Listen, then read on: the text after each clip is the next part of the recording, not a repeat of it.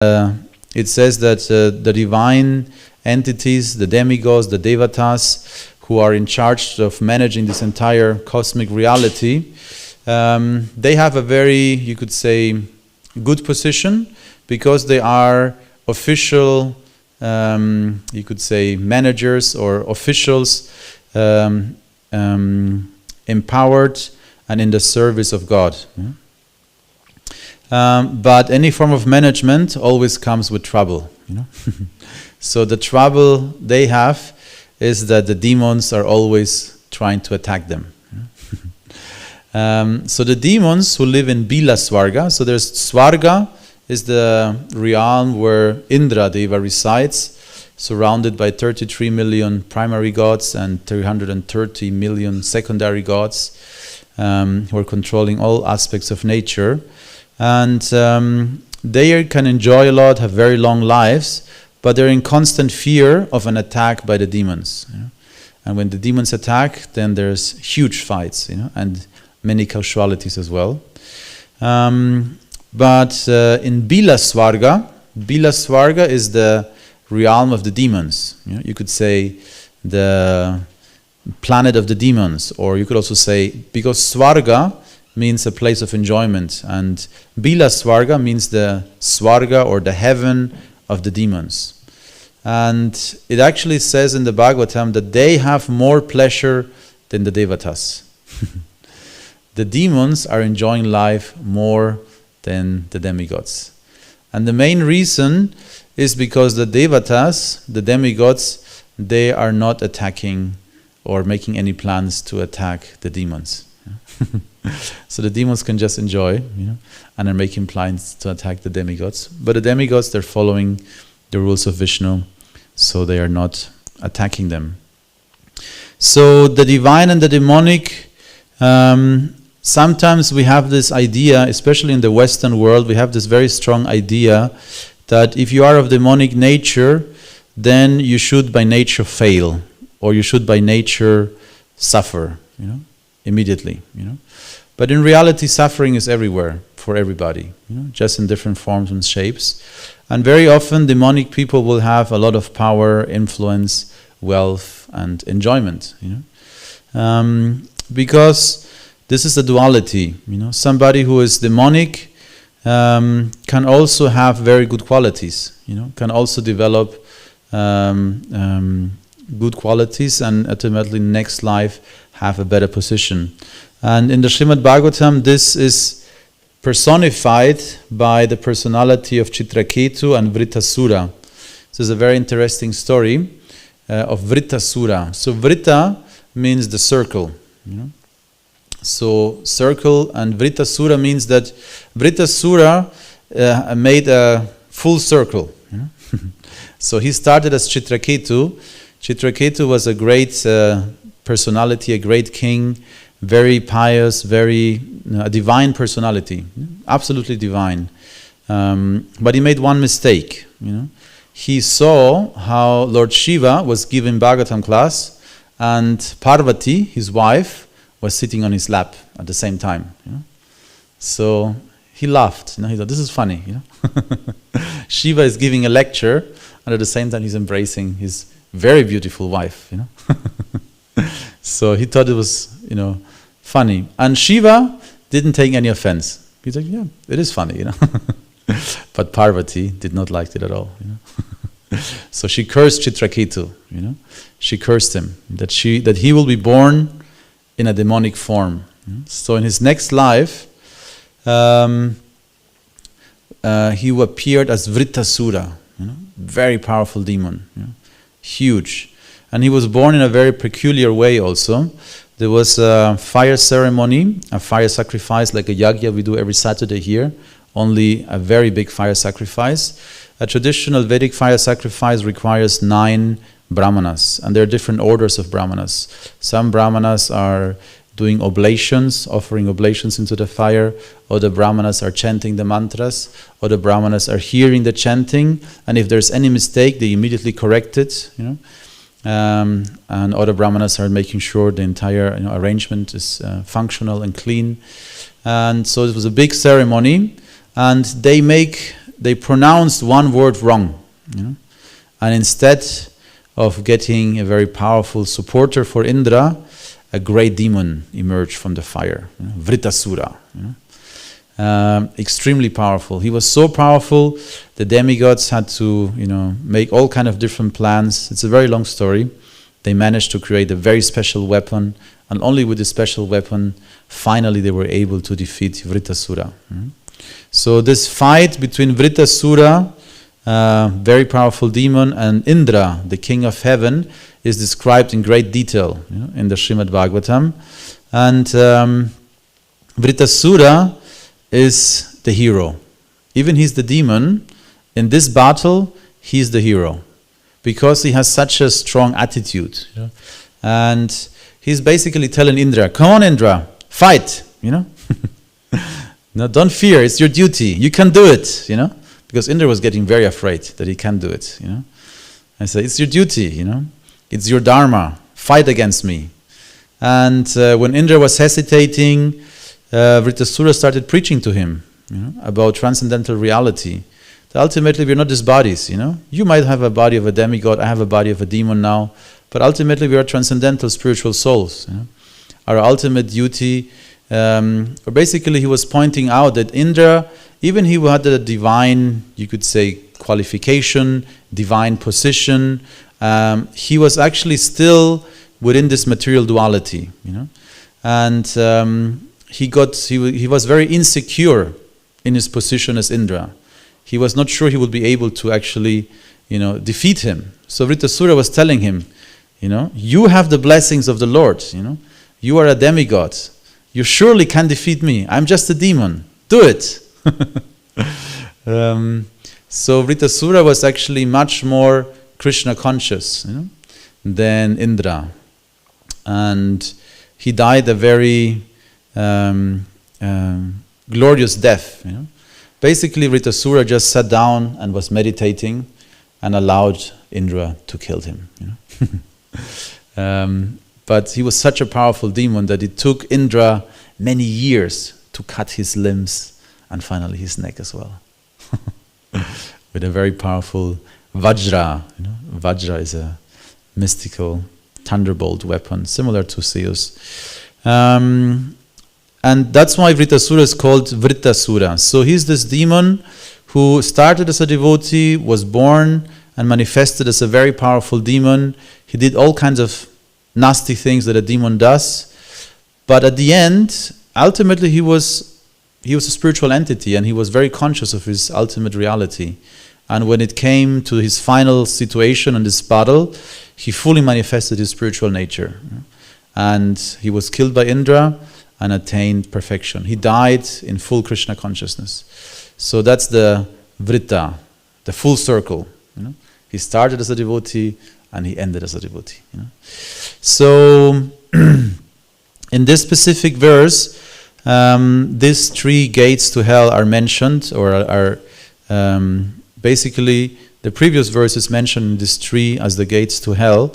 And this verse is talking about how the performance of self-realization is gradually guaranteed and attained by avoiding lust, anger, and greed. So this is universally applicable to anybody. So it basically means that we should not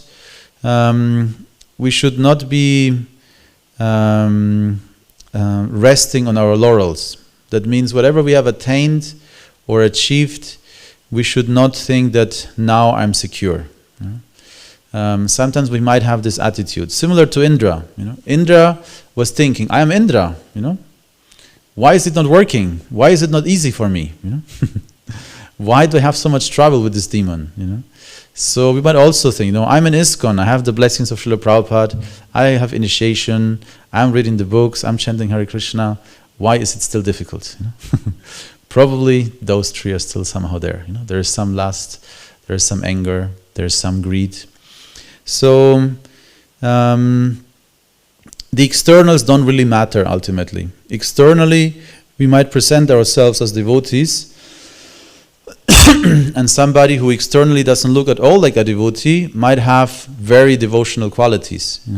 So we should be very deep in our perception. We should not be superficial in our perception. If we remain superficial in our perception, we will not be very secure. Indra was very insecure because he was relying on superficial, realities. He didn't have real realizations. Vritasura, even superficially, he was an disgusting, powerful, frightening demon. Actually, had true spiritual realization.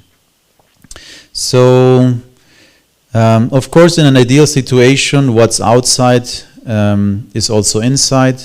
What's inside is reflected on the outside. That always will be there. But we should be able to perceive beyond superficialities. I remember when I was distributing books as a young brahmachari, I had this idea somehow that anybody who had a similar background like me, when I was a teenager, I was going to all kinds of psychedelic big festivals, and I thought anybody who's from this background, they're good people, and anybody who's wearing a suit and tie, they're capitalists. They're very bad. It was a very simple worldview I had.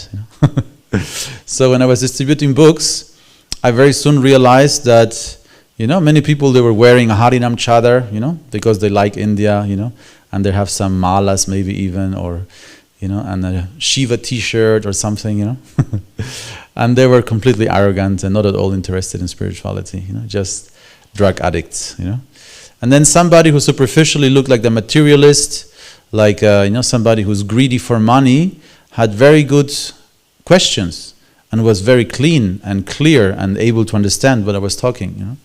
So it's very important that we do not judge by the cover. This is a famous saying: don't judge a book by its cover.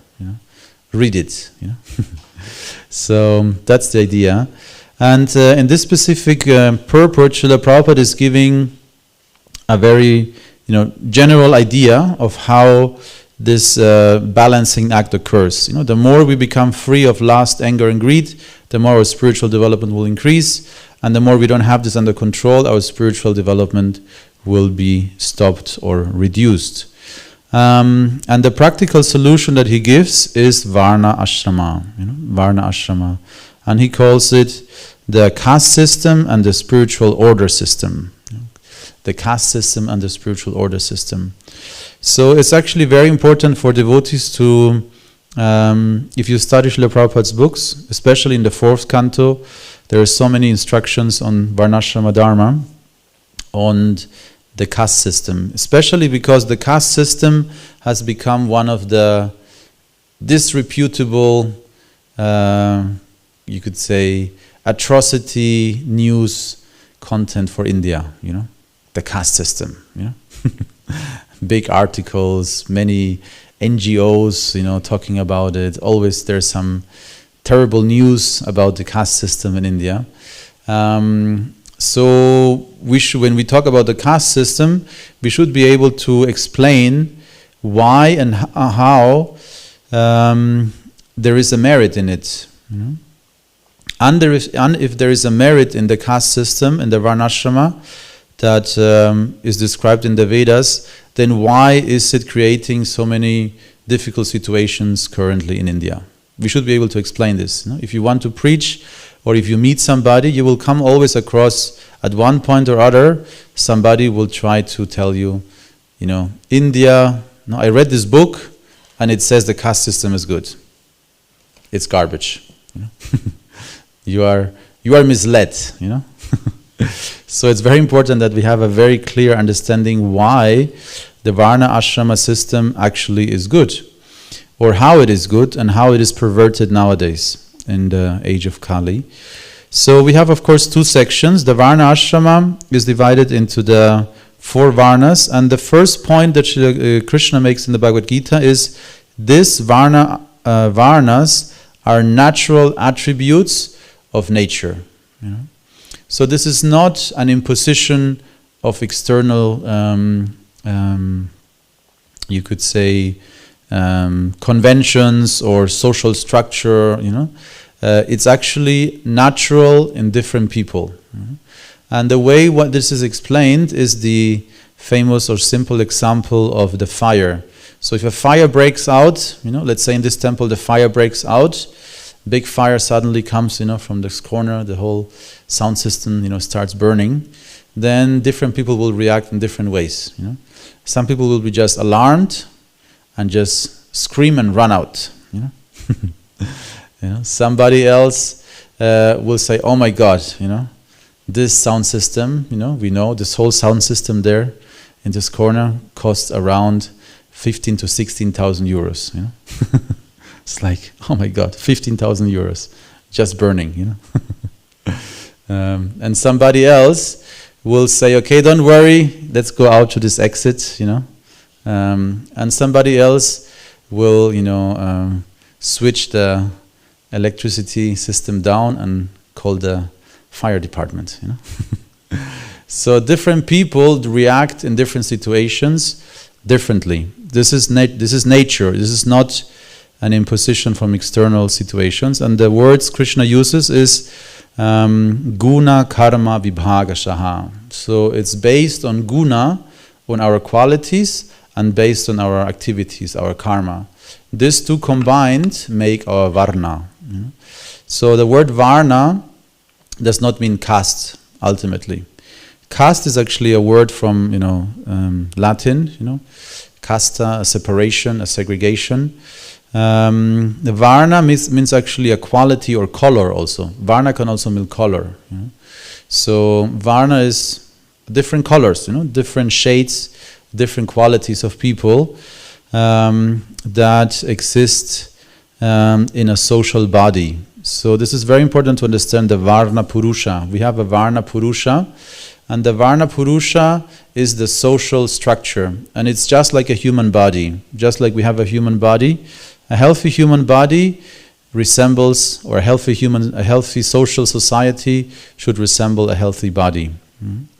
The legs, are the artists, the handymans, the musicians, actors, anybody who has some kind of skill, be it artistic or mechanical, these are the legs of society. And also the tradition of society, the beauty of society is carried by the legs. They are the pillars of society. You could also say the working class. Then we have the belly of society. The belly of society are the farmers, the merchants. The main duty of the merchants is to feed society. In the Bhagavad Gita it's explained the duty of the Vaishyas is to protect the cows, first of all, and to produce milk, to produce grains, and to engage in trade. And the idea is that this trade should be beneficial for the people. Nowadays we have a lot of people who trade in all kinds of things that are not necessarily beneficial or necessary for the people.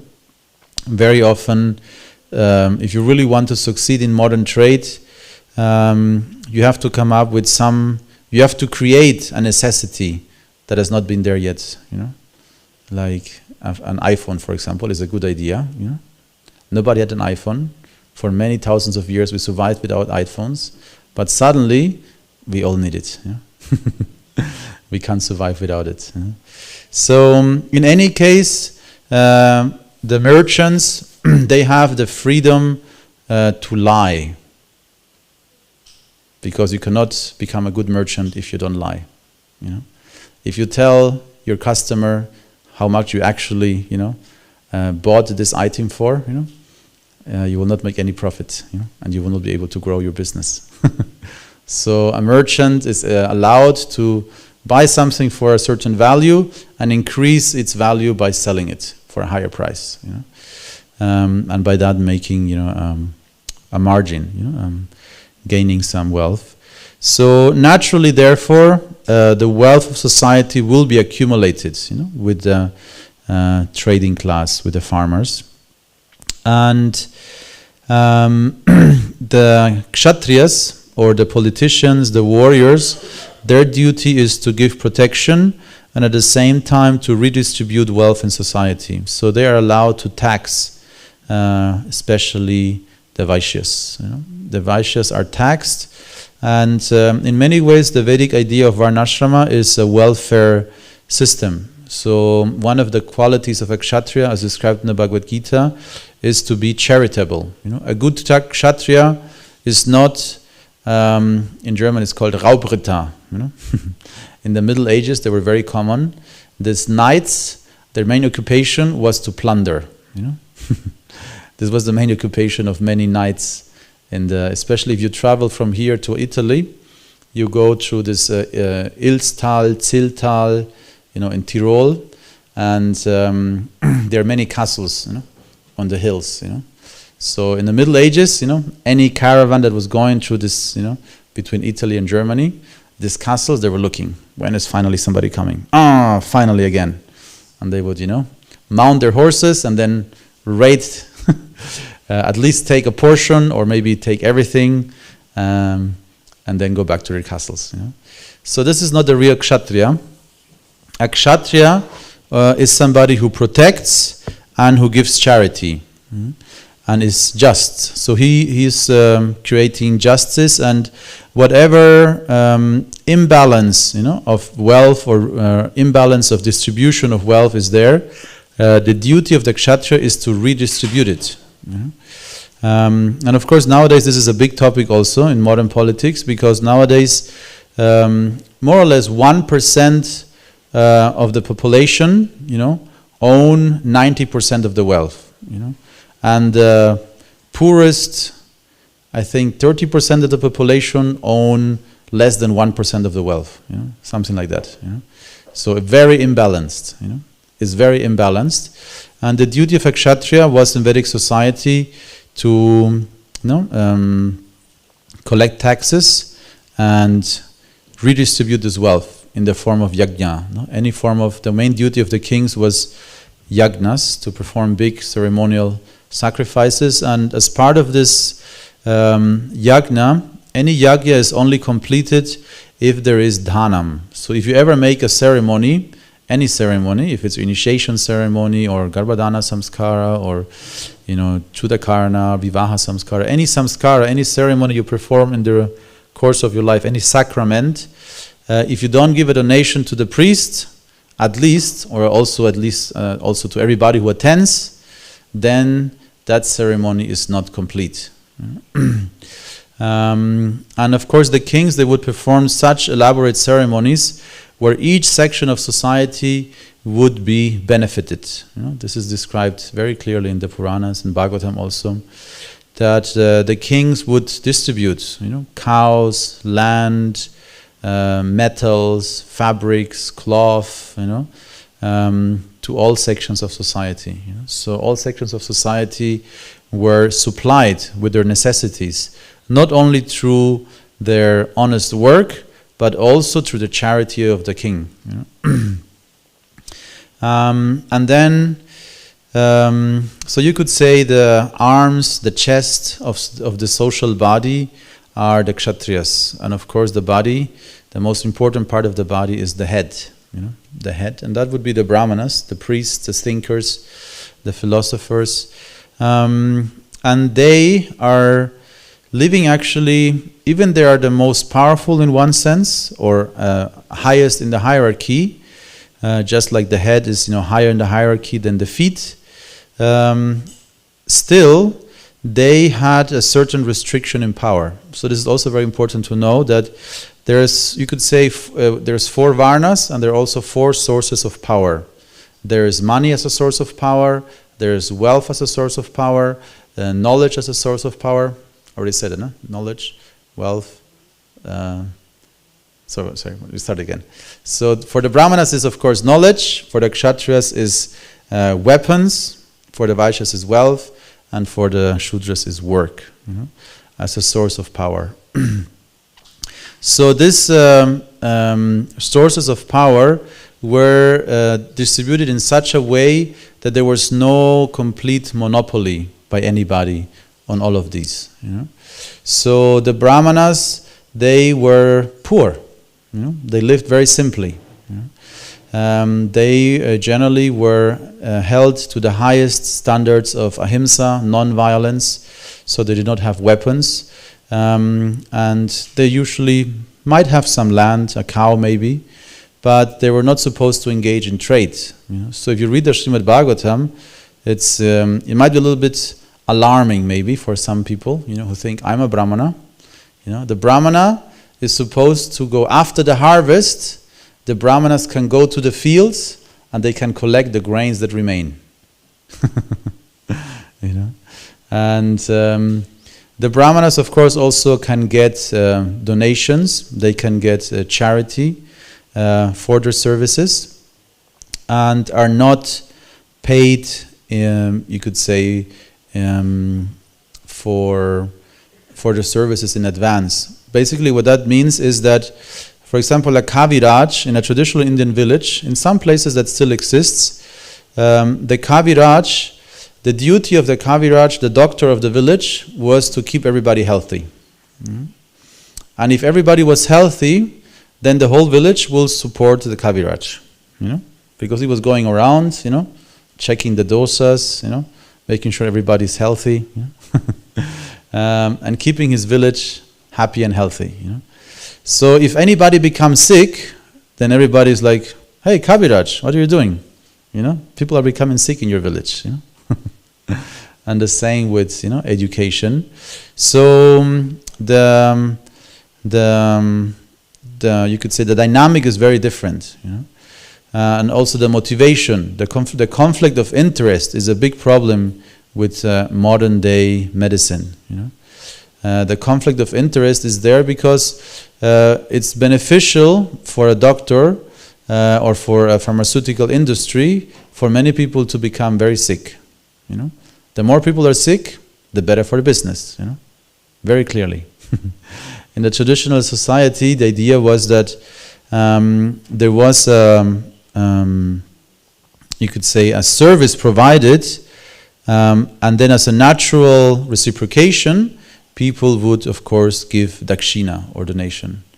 So that's very different. So that, of course, motivates the recipient of that donation, the brahmanas, for education or for keeping people healthy, to provide the services properly. And if the services were well done, then they would be maintained.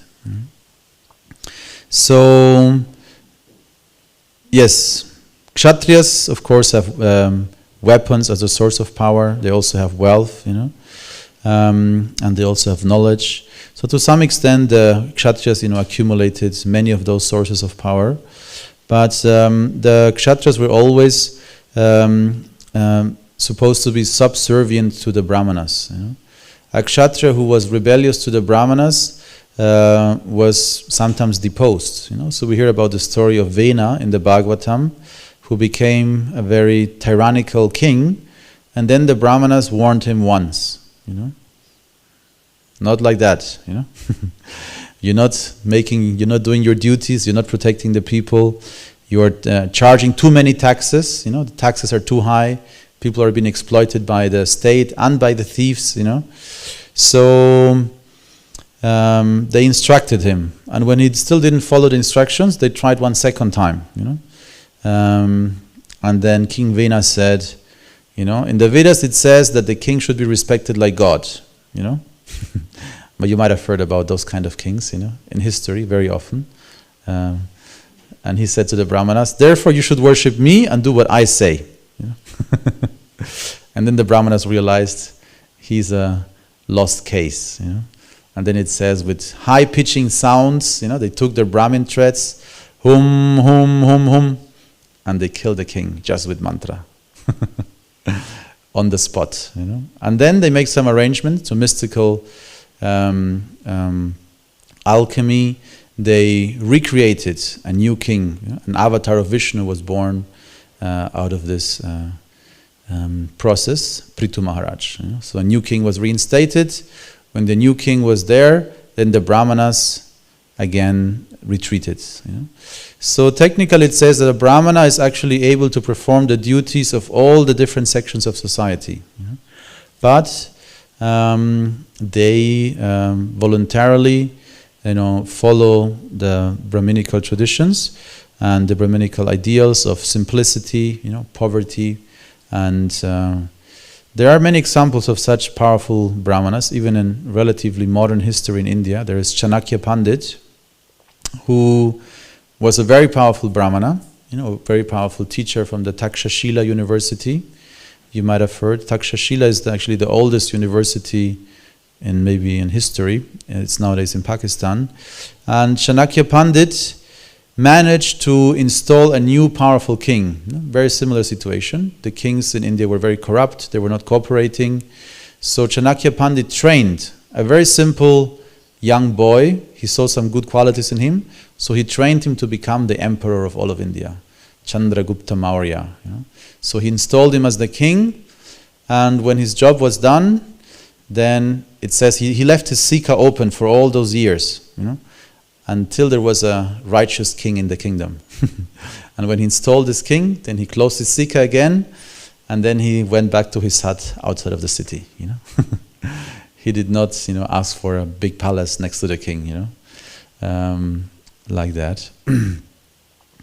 So the relationship between the Brahmanas and the Kshatriyas is very, very important, because the Brahmanas also, of course, are the gurus of society. And in any traditional courtroom, the king always had his guru to his side. It's very common. If you read the Vedic scriptures, there was the king and his guru was sitting there. So that's very good. If you always have your guru, ready to give you advice, and give you blessings, you are protected. So that was the idea. He had blessing spiritually, protection, and of course also guidance. Ministers to ask questions, and especially in India, of course, the name India is a modern Western name, relatively modern. The Persians gave it to India. Bharat or Ilavrita or Aryavarta. There's a few different names of India, but at one point it became known as Bharatavarsha because of King Bharata. King Bharata, described in the Mahabharata as one of the most amazing rulers, in history. He was absolutely just, and he had an open court. Anybody from any section of society could go into the court and directly complain and talk to the king. So it's very nicely described, and that's why India now is again promoting that and saying, original real democracy is not when you elect somebody who's not responsible. You can elect somebody every 4 years. You can give your voice, and then they do whatever they want. So where is the democracy? Some places like Swiss have slightly more direct democracy, but if the king is sitting there and directly, hearing from the citizens and serving justice, in the Bible also we have the very similar idea of King Solomon.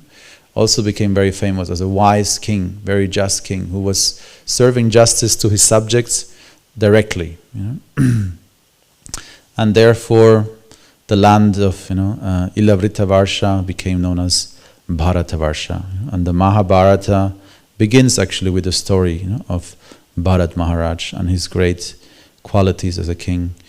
So, in short, you can say that the Varnashrama system, the caste system, or in any society, in any family, any temple, any community, can be judged by how healthy it is as a body. So just like a body, should have a cool head, should be wise and intelligent, Then there should be strong arms, protecting, managing everything. There should be a belly that is a little bit chubby, but not too chubby.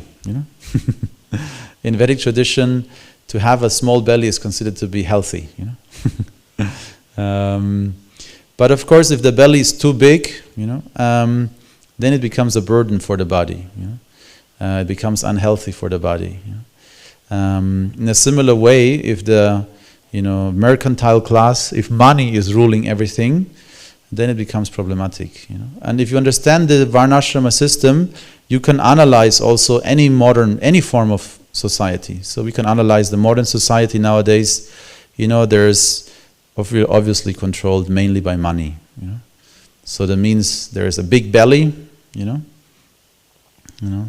big mouth, and then there is the small arms, doing whatever the belly tells them.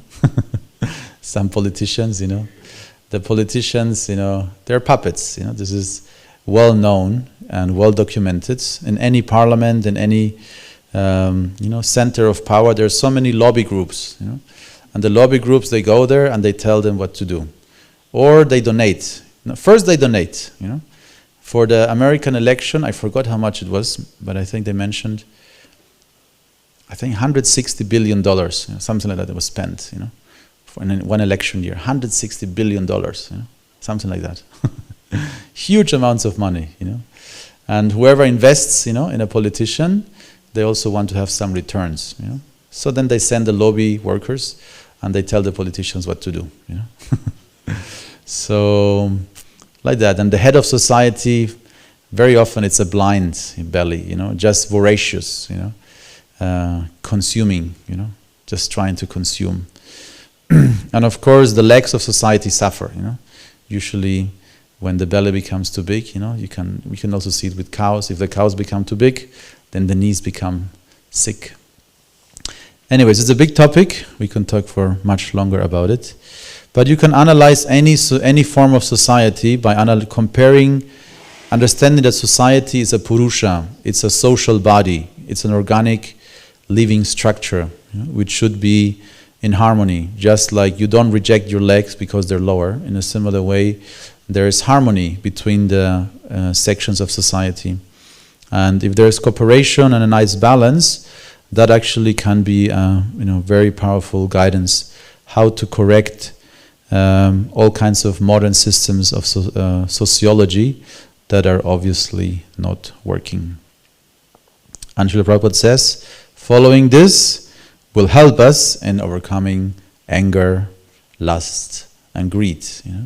Because there are some norms in society. We have duties, attached to our position in society, and that helps us control, these three qualities. And at one point, of course, through devotional service, ultimately, also transcend them. Okay. Grantara Srimad Bhagavad Gita ki jai, Srila Prabhupada ki jai. So we'll not make questions because it's a little bit late already. So thank you very much. Good night.